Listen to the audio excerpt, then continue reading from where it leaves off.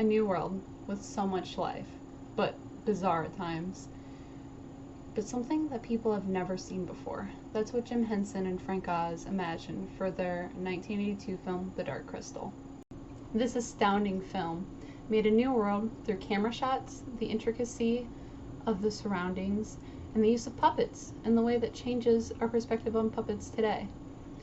Jim Henson was the creator of The Muppets, Fraggle Rock, and Frank Oz was a puppeteer and a filmmaker, and he voiced many beloved characters such as Miss Piggy, Animal, and the Cookie Monster. I really believe that this film changed the perspective of puppets. They went from making these kid shows to making a dark fantasy puppet film that really goes into some dark details. The background alone was jaw-dropping to me. Having puppets as not only our main characters but also as our background was astonishing, and it was a large job, but they pulled it off.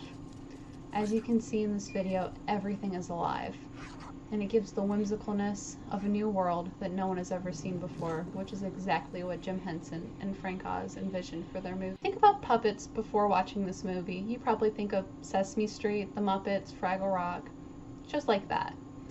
Now, when we're talking about this film, it is way different than any other kind of puppet film I've watched because it has very dark tones and themes, such as death, the caging of wildlife, the essence being taken from the podlings because the skeeks want to live just a little bit longer.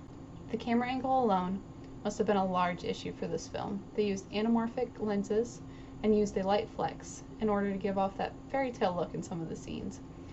Hiding the person, or in some cases, people maneuvering each puppet, limited the positions they were able to shoot in, which made them get very creative, as you can see from these pictures. Dark fantasy is a subgenre of fantasy and depicts darker themes through a fantasy-filled world filled with dark tones and a sense of dread. The film is a very good depiction of that through the use of puppets telling a more serious, thought-provoking, and dreadful story. This is something we usually wouldn't see go together very well, but I think it does very nicely. One thing I did find very interesting is that the Gelflings were made to be the most human-like. Whether this is because we were supposed to connect with them, because they are the heroes of the story, or they simply were made that way. The movements of the Gelflings seem to be the hardest for the puppeteers to do. They are more human than any other creature, so if they moved in an inhumane way, it would stick out to us as the audience. In this scene, where we do not see the lower half of Jen, till he jumps to the side and then hops out the window. A man in a suit facing away from the camera clearly does the scene to ensure it looks human-like.